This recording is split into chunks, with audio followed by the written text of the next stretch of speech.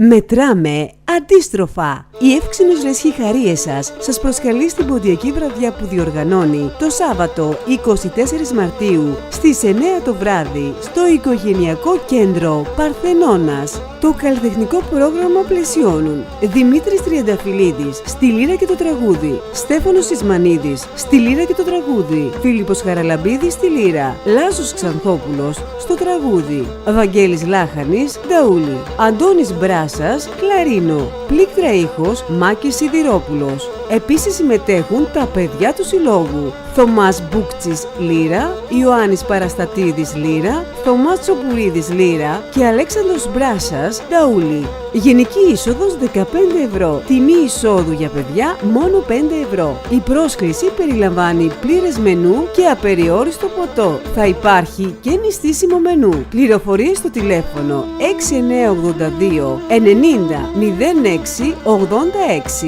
Η παρουσία σας θα μας τιμήσει ιδιαίτερα.